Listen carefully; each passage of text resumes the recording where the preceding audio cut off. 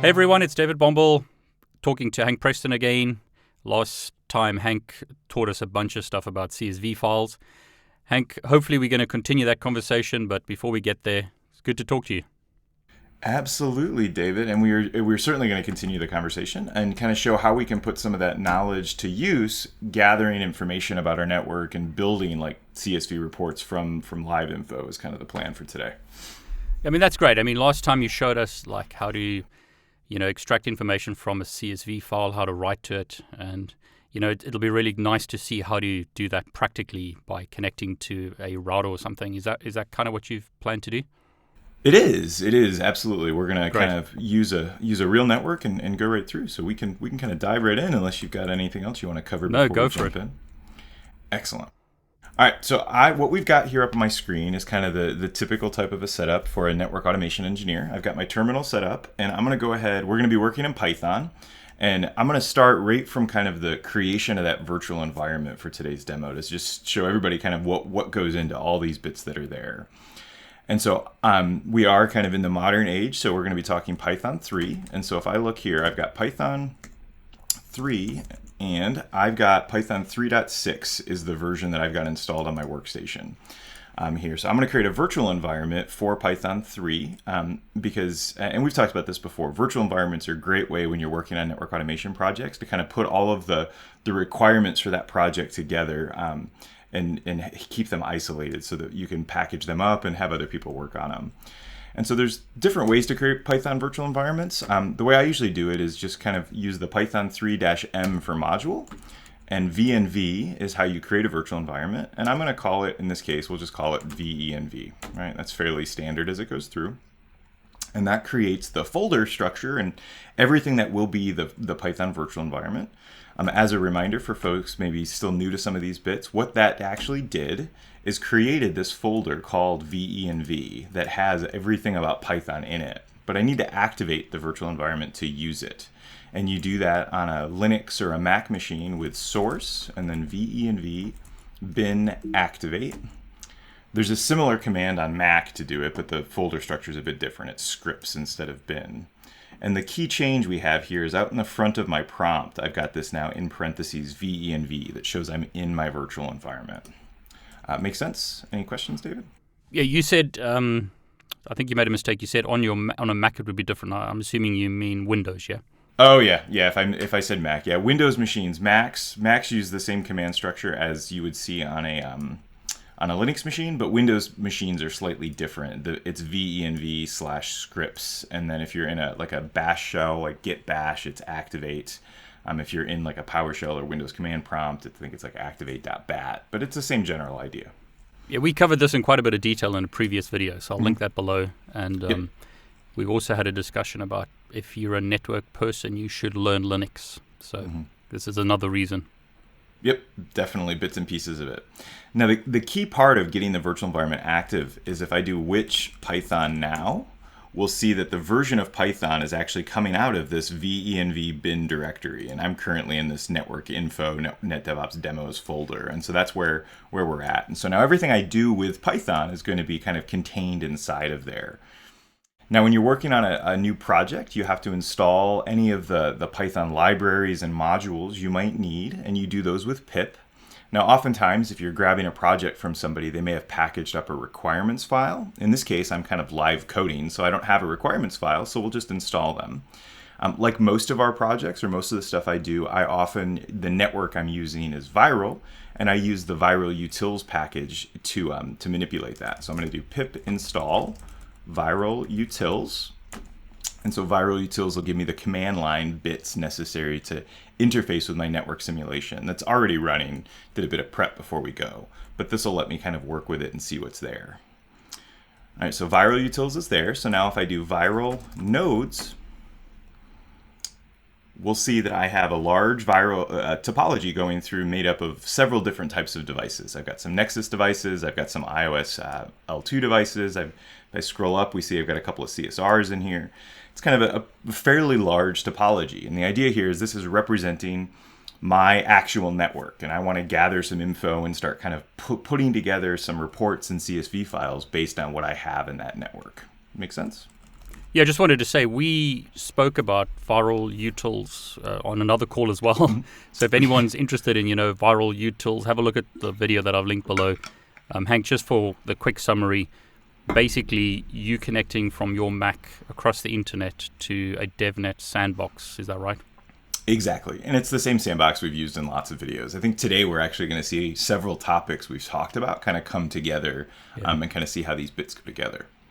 But essentially, it's a viral lab running somewhere in DevNet, and you connecting from your computer to that. Rather than using a GUI, you're using APIs to connect to those devices using viral utils. Is that about right? Exactly. Yep. So there's a viral server similar to any viral server folks might have used. But rather than the GUI, I'm going kind of all in on the network automation developer use cases and using the command line tools and the APIs that are available. Exactly. Great. Awesome. So I've got this up and my network is up and running. And so in a very recent video, we actually talked about Genie and how we can use the Genie CLI to kind of learn about our network really easily. And so I'm going to use that same set of tools for today's report. And use the Genie capabilities to quickly grab information about my network. And so to use that, I need to install it. And so pip install Genie. We'll go ahead and install this into my virtual environment along with the other bits that are needed. And so I'll be using this. Now, while this is installing, there's lots of different tools you can use to connect to network devices and gather information. We've talked about NetMiko and Paramiko and different pieces that are there. And so the demo we're going to walk through today, I'm going to use Genie because I actually think it makes a lot of these bits easier because of some of the capabilities it offers. Remember that magic we talked about in that last Genie video. Yeah. And so hopefully my goal here is to show kind of how we can take all of that magic and really quickly start gathering some good information about our network. The big difference today is going to be rather than using the Genie CLI, which will be available to me, I'm going to write some Python scripts because I want to combine the Genie information with that CSV knowledge we talked about in the last video. It's really nice to see, all these different components or pieces that we've spoken about, over a long time coming together. Mm-hmm. Absolutely.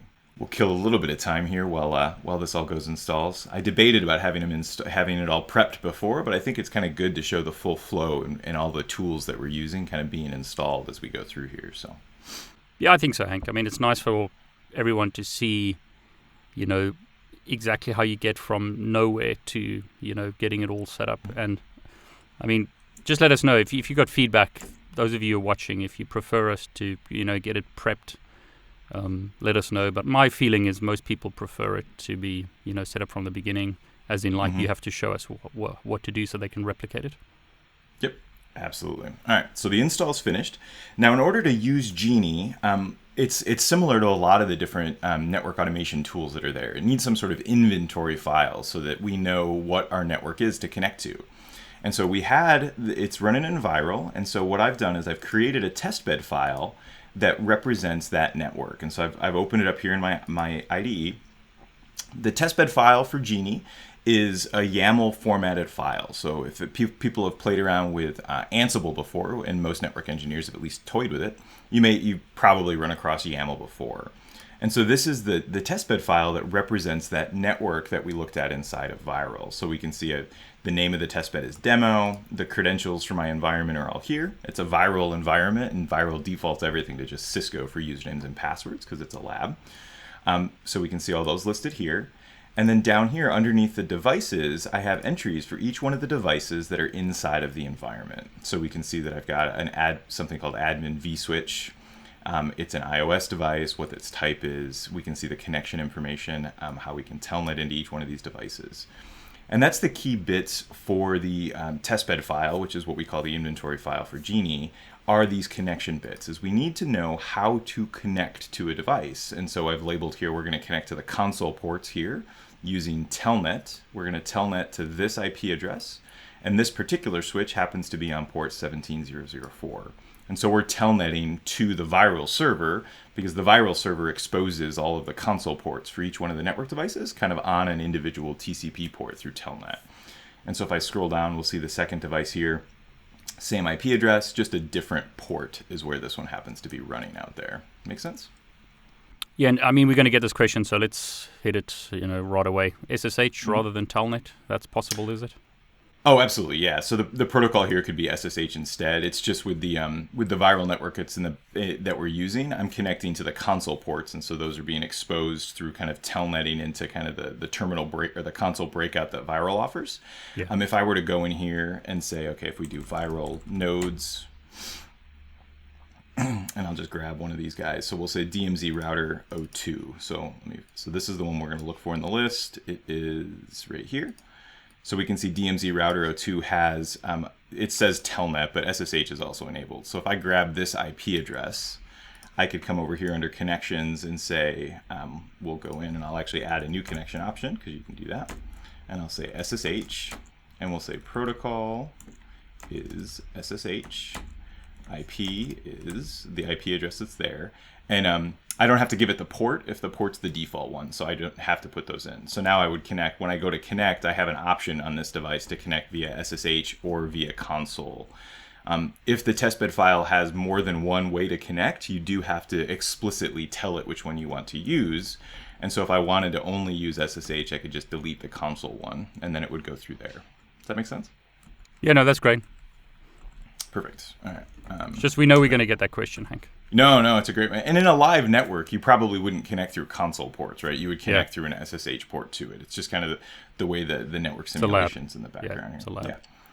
All right. So we've got the testbed file. The viral utils actually makes it easy to generate a testbed file with viral generate. And then we can see if I do -- help. We'll see in here I've got the PyATS, which would generate a testbed file that looks like that. For the entire environment. So I've done that in advance to save us a bit of time and did some cleanup on it. All right, so we've got that ready to go. Now for our bits, we could write a script and execute it, but like we did last time, I'm gonna do a little bit inside of interactive Python. And so I'm gonna install pip install IPython, which is just that nice interactive Python viewer that I like to use. I could have just typed Python and gone with the native one, but the IPython one's a bit cleaner, so that's the one I wanna use. Yeah, it's really nice. All right, so now I should have everything I need to go ahead and run through this. So I'm going to go ahead and do IPython to open up. Oops, got to spell it right though. Open up my Python interpreter. And now I'm inside. And so the first thing I want to do is I'm going to be using Genie to connect in. So I need to import that into my Python. So import genie.conf, or hold on, it's from genie.conf import Genie. So this is kind of the top level Genie object to go in. And then I need to create a testbed object using Genie based on that testbed file that's there. So we're going to call it testbed equals Genie, and we're going to initialize with the init function. And then I just give it the name of the testbed file, which is just testbed.yaml. Oops, and I've got a piece. Oh, and you got to put the quote. I missed the quote at the end of the piece. Up here you can see I started the quote but never ended it. Live coding. All right. That's great to see.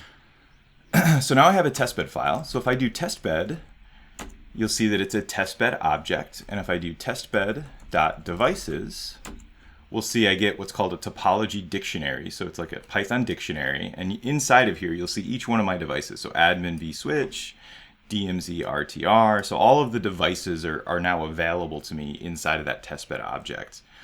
So now just hold on, Hank. For 2 commands, you managed to get all the devices that are in the network. Right.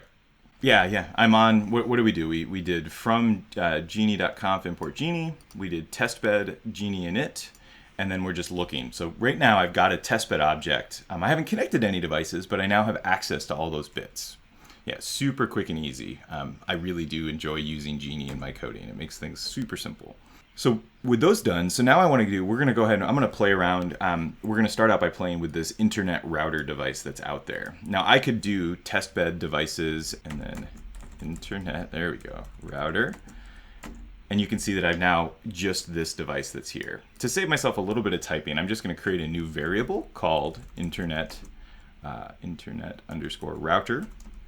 I have to replace the dash with an underscore because the dash is a minus sign in Python, so you can't use that in a variable name. So just do dash or underscore.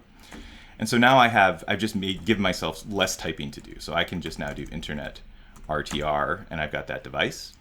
I could do similar things. Let's say I wanted to have a shortcut for a different device. So I could do DMZ RTR, we'll say O2-1 equals testbed.devices, and then DMZ RTR 02-1.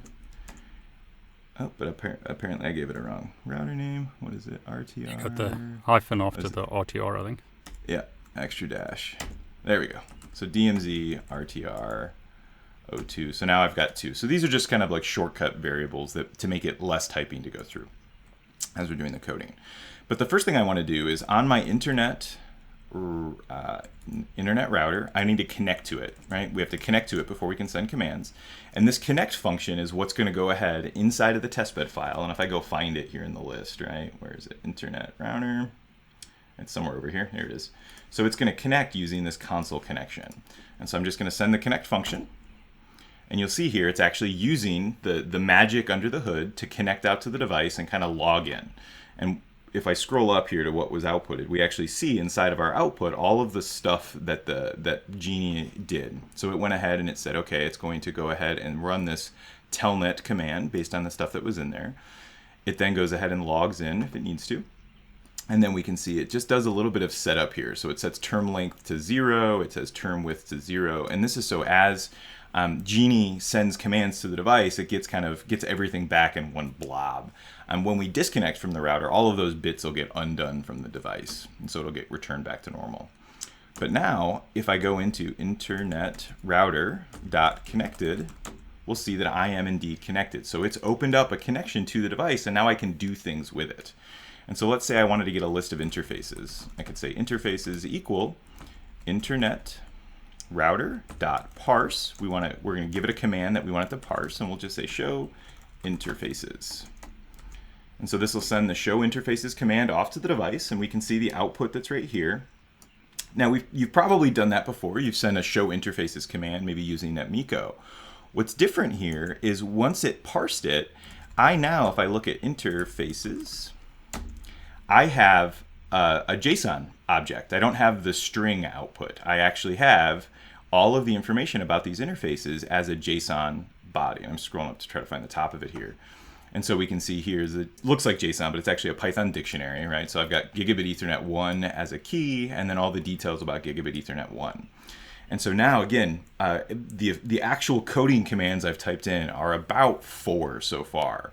I've gone ahead and I now have a Python dictionary, and if I do type of interfaces, you'll see indeed it's a Python dictionary that represents my interfaces. So if I do interfaces and say Gigabit Ethernet 1, I've got everything about the Gigabit Ethernet 1. It's actually more than fits on one screen. I'll scroll back up and we'll see all the bits and details that are there. We can see the IP addresses there as another key. So I could do Gigabit Ethernet 1 and then IPv4, I think is what it was called. Yep, IPv4, and we can see right here it's gone ahead and kind of printed out the IPv4 information. So really easy to get detail. If people are wondering what's all this that's here, this is actually OpenConnect's VPN client reconnecting and reestablishing, doing kind of the keep alives in the background to my VPN connection to the sandbox. And so that's just, I started the VPN from the same terminal, so when it reconnects, it just kind of dumps it back out here. So that has nothing to do with the actual Genie or Python. It's just my VPN client maintaining connection in the background. Cool. Questions so far, David? No, I just think it's great to see Genie in action inside Python. You're making it look so easy, Hank. And I mean, well, the software has made it easy, hasn't it? Absolutely, right. And again, very few commands to go ahead and kind of get all this information. We've seen interfaces. Maybe there was something else we wanted to do, the version information. So we can say version equals internet router, and then we'll say .parse, and we'll give it the good old show version command. And it goes ahead and runs through that. And so now if I look at version, we can see I get a nice little Python dictionary object that gives me all the information. So under version, I can get the version short information, find out what platform it is, the version information, the image ID, all of the details that are there. And what Genie does under the hood, remember the magic of Genie is it ran the show version command, which outputted all of this detail here. I'm just scrolling up so we can see it. Like, here's the output from show version. The magic, why we say parse, is because Genie looks at all of this output and then takes everything that's in there and turns it into this output here, this Python dictionary, so that we don't have to go digging through that text. If I want to know the uptime, I can just say version, and it looks like it's actually in another key called version. And then I can say uptime. And I can get right back to 1 day, 23 hours, and 31 minutes. Very easy to kind of get that information that's there. Cool. All right. So we've got our info. The next step we want to do is, let's say we're back to what we started out with, right? I want to take some of this information and I want to generate some reports that are out there. And we'll use our good old CSV, right? Everything kind of lives and dies by spreadsheets. It seems like, I don't know if they'll ever go away in anything in IT. Doubt it. And so we used our import CSV last video to read in CSV files. Now, I didn't have to do a pip install CSV because it's built into Python, so just import CSV.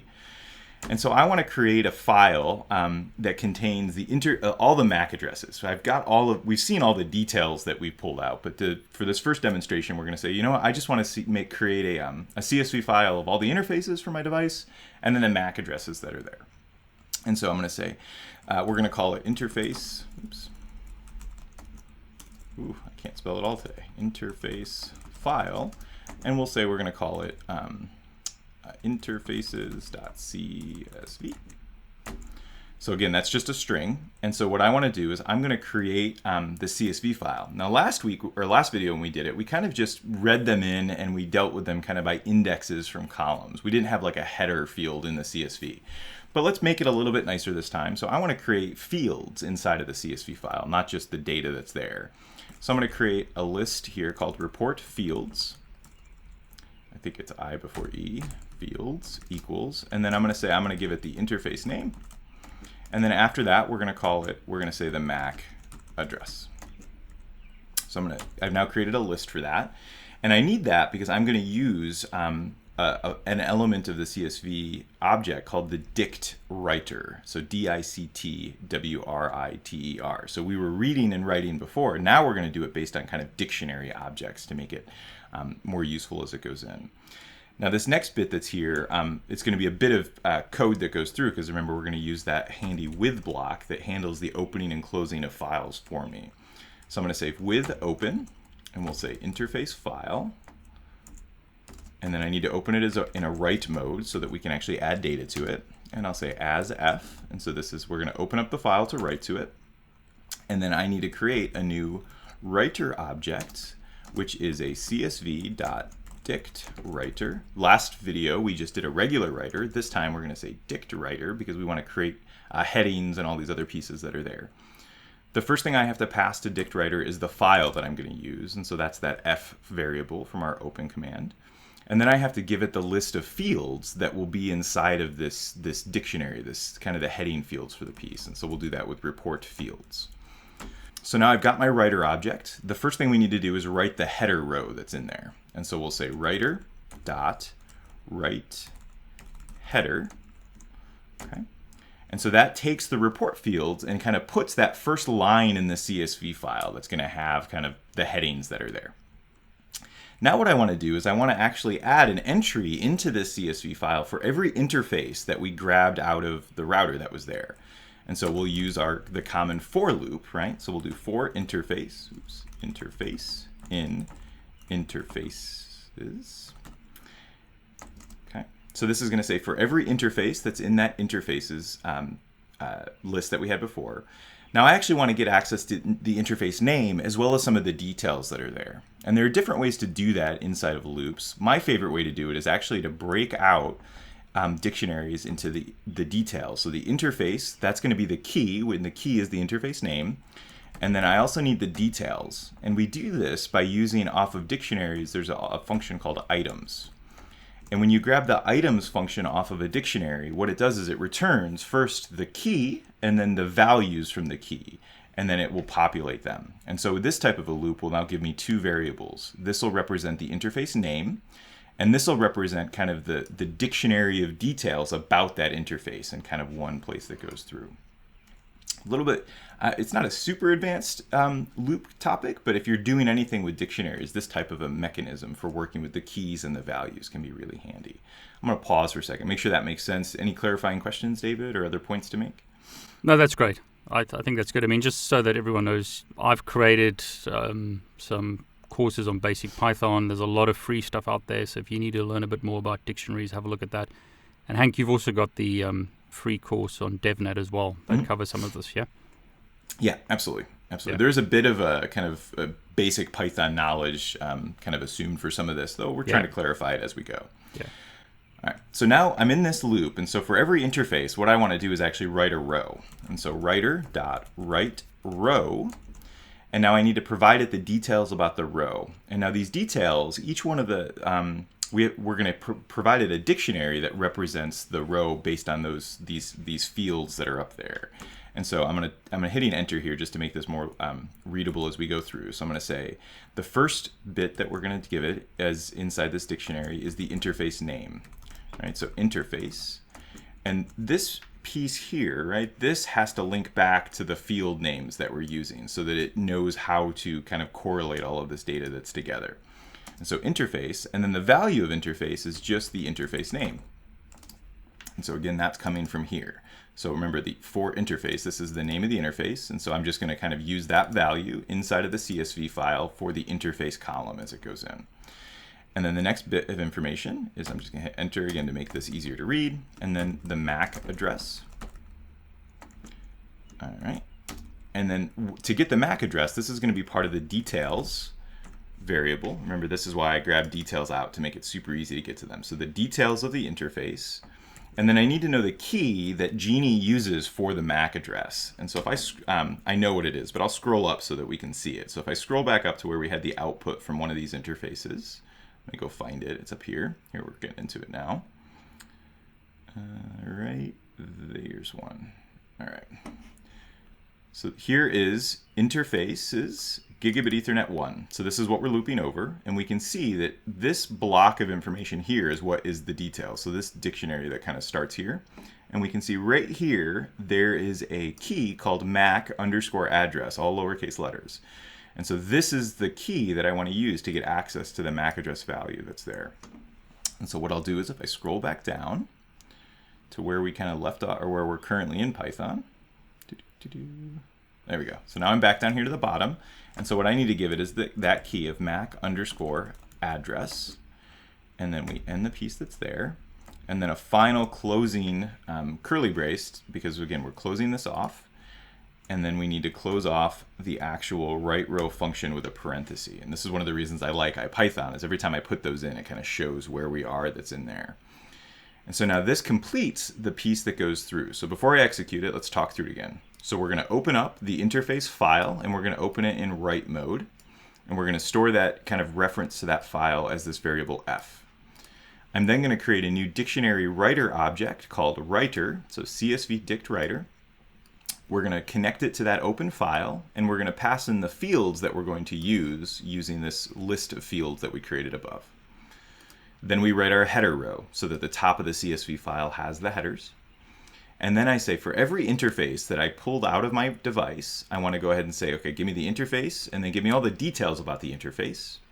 I'm going to write a row. The first column, the interface, is going to be the interface, and then the MAC address is the MAC address. Now we could have as many columns inside of the row as we wanted. There's just only so much typing I wanted to do in this first demo as it goes in. So before I hit enter and we let this run, questions, thoughts, comments, David?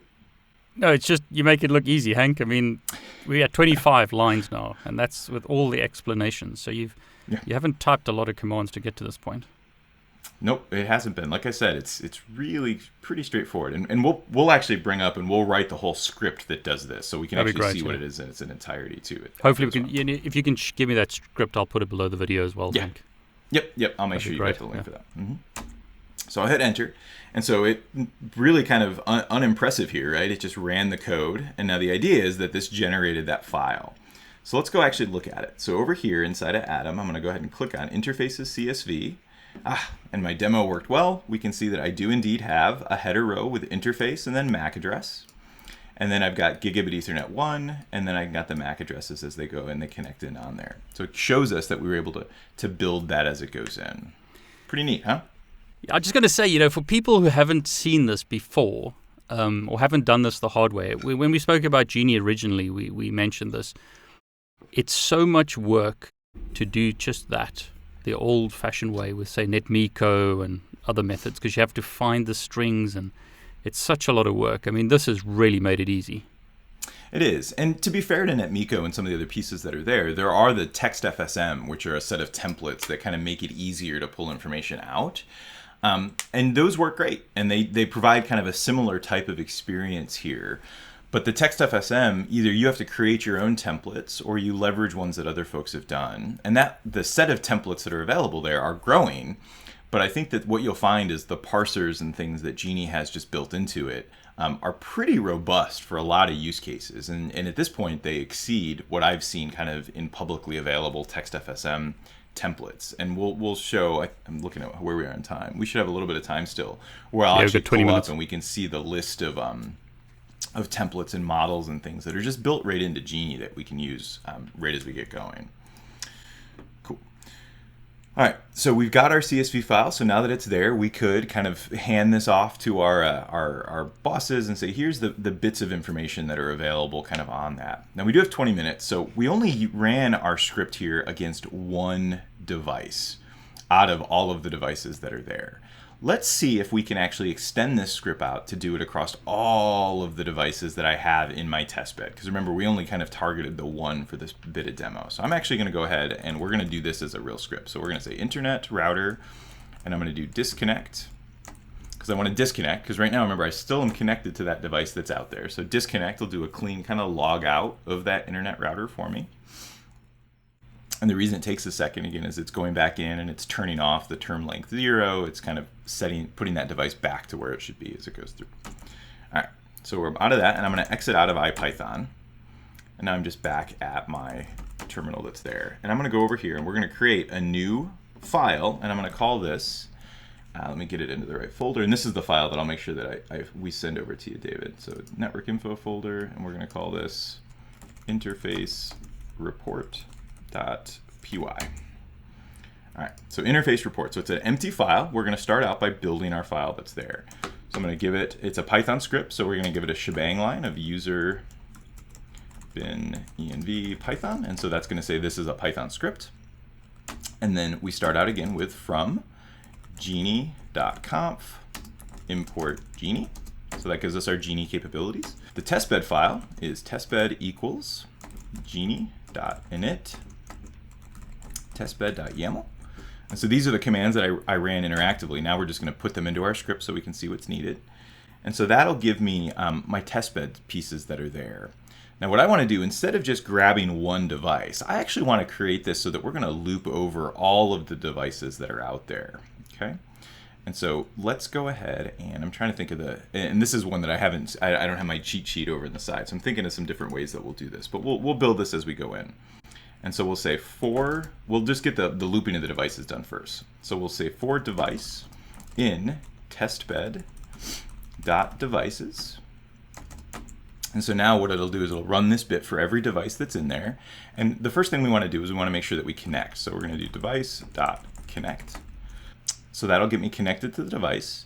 And then I will go ahead and say, trying to think of how the best way to do this. We'll go ahead and say interfaces. We'll say, no, you know what I'm going to do? I'm going to create it this way. I'm going to create outside of the loop, I'm going to create like a place where we're going to store our interface information. So I'm going to do interface details. And it's going to be a dictionary. Yeah, we'll do it this way. And so now I'm going to say, okay, so what I want to do is I want to create for this specific device, so naming these, you can see me thinking as I go. So device interface details. So this is going to be a combination across all the devices. And then down here, I'm going to say interface details. This is going to be for this specific device that we're currently in. I'm going to say device.parse. Now the command we parse is show interfaces. Okay, so it's going to, for every one of the devices, it's going to create that. And then what I need to do is I need to put that into this up here. I want to kind of store that detail in a place that's going to be easy to get to. And so down here we'll say, okay, we're going to say device interface details, and then we are going to say we'll give it the device. Oops, not that way. Device dot, I think, host name. Will give us, so I'm going to say that the key will be the key in the dictionary is going to be the host name of the device, and then the value will just be interface details. All right, I think that'll work. Let's actually run this and see kind of how close we're getting.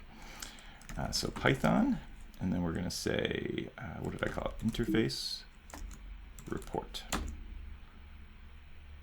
Oh, and I've got string object has no attribute connect. Live demo. So what did I miss on there? Devices. It's nice to see though, Hank, because it is, yeah. for all of us who make mistakes, String this is normal. Device. Oh, I think I know what it is. I think I need to go testbed dot devices, and then I need to give it the device name. It's the phrasing that goes in here. All right, this is why I don't do a lot of live coding, but occasionally it's nice to kind of go through. Let's see if that one works. And if it does, I'll explain what the difference is. Yeah, okay. What I had to do in here is, so when I did for device in devices, what device represents is just a string file that is the device name, right? So here I'm saying, okay, so now that I have that string, I can go ahead and use the testbed.devices to go ahead and connect. But I got another, and I'm gonna have the same problem down here on the parse bit. And so this is where those helper variables that we did before. So I'm gonna say instead of devices, I'm gonna say interface. So testbed.devices, yeah.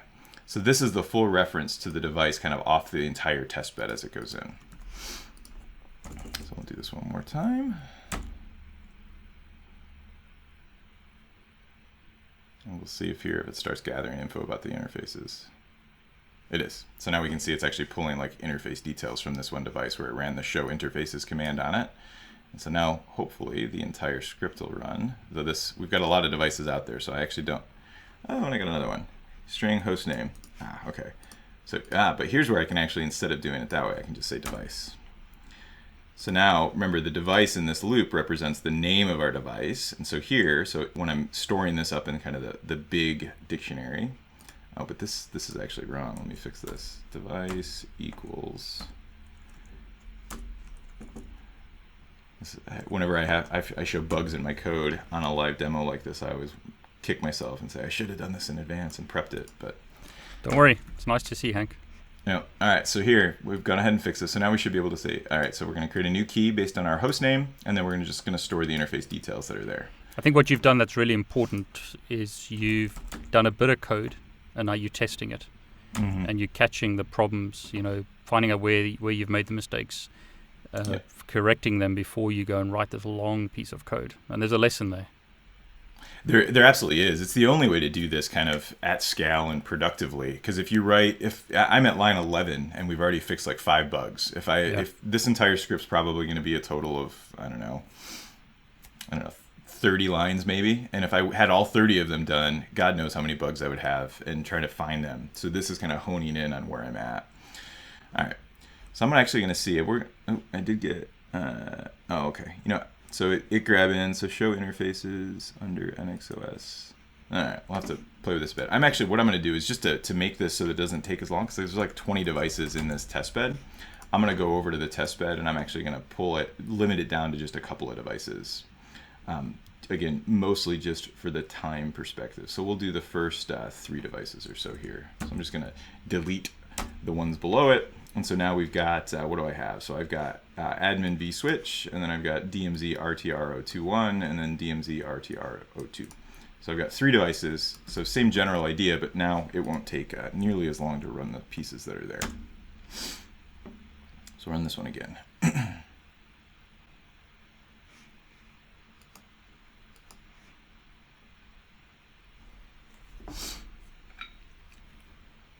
Yeah, there's nothing like coding under pressure either, Hank. There's not. Yeah. What's nice about these two is all of these iOS devices don't have as many interfaces. Some of those larger switches have got like 100 virtualized or simulated interfaces on them. So they take forever. All right. So no errors this time. This Right. green check mark tells me there was no errors. So I didn't actually output anything, but now I should have this device interface details that gives me kind of the pieces that are there. Another bit, and wish I would have done this the last time I ran it, is if you run a Python script like this and you give it the -i flag, and I'm going to run it again. This, after it's done running the script, it actually leaves you in the Python interpreter so that you can kind of see what's there. And so this is the way that will rerun this, and then I'll be able to verify that this device interface details actually has in it what I want it to have in it before we go ahead and start creating the CSV part of it. That's a nice tip, though. Yeah, I use it all the time when I'm building scripts, because this is how I do it. I write a little bit, make sure it does what I wanted, and then go from there. All right.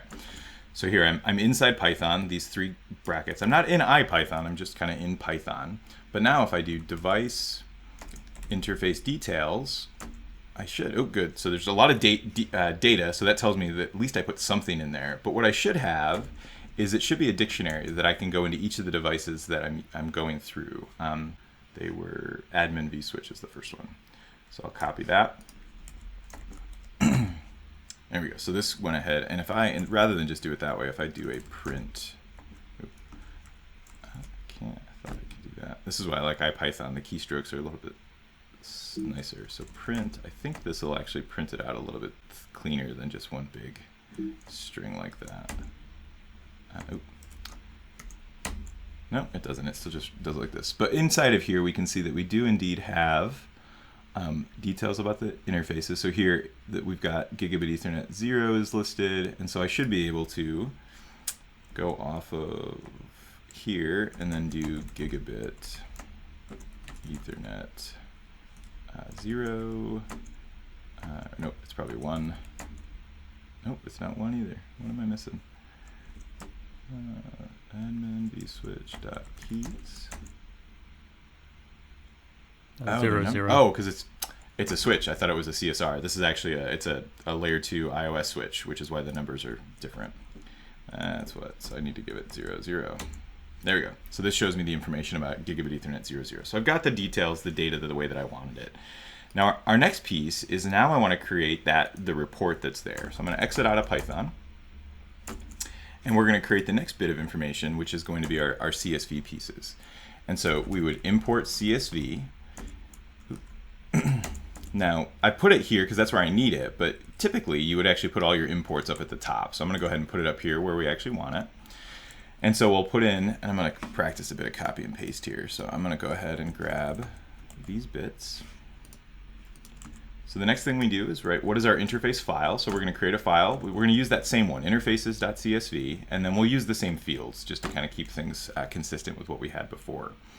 And so now it's the same bit. So with open interface file, we want to open it as write. Now if I open it, remember the last video, if I did this as an A, it would add detail to the bottom of it. I don't want to do that. I actually want to recreate the file each time I run it because things might have changed.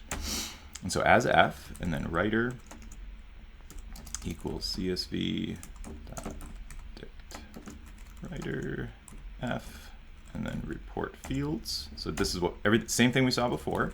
And then I'm going to write my writer dot write header. So that'll put the header that's in there. So that preps the file, but now what I want to do is write the interfaces. But I want to do this for each one of the devices that I have that's there. And so I'm going to say for, it's going to be device, and then interfaces in device interface details. So what this should give us is the device will be the name of the device, and then interfaces will be the dictionary of interfaces that are there, right? So this will let me loop over. And so now that I have that, now I can actually do the same basic type of, the same loop that we did before, because now what I want to do is for interface in interfaces. So I've got kind of a loop inside of a loop in this case. Does that make sense? Yeah, that does, yeah. Now, just like we did before, I'm going to do .items because I need both the interface name as well as the details. And so this is actually the exact same loop construct that we did before. But now we've got it kind of underneath another loop because we're going to be doing this for each one of the devices that are there.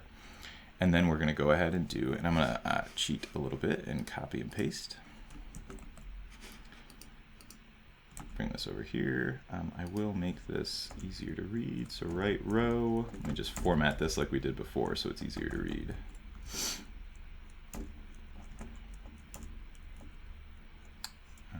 There we go. All right. So what we've got is we're going to write a row, and then we're going to write the row. The interface name will be the interface here, and then the MAC address is going to come out of that details piece that's there. So same basic things. The extra bit of information is now we're actually going to run this for every device that we've gathered. I'm going to save that. All right, so let's see how it goes. I'm going to give it, I feel pretty good about this because a lot of this is code we already wrote. I'm going to give this maybe like an 80% chance that it runs successfully this first time. How much, we'll sorry? see how it goes. 80% chance. I feel pretty good. All right, so interface report. So first thing, again, all this state that was ran the first time is lost, so it's going to reconnect to the devices. It's going to relearn all that reparse the show interfaces command, gather all that information. So we're still watching it do that. I kind of like watching these go through because you kind of see what's going on. You get that feedback of what actually is running in the background.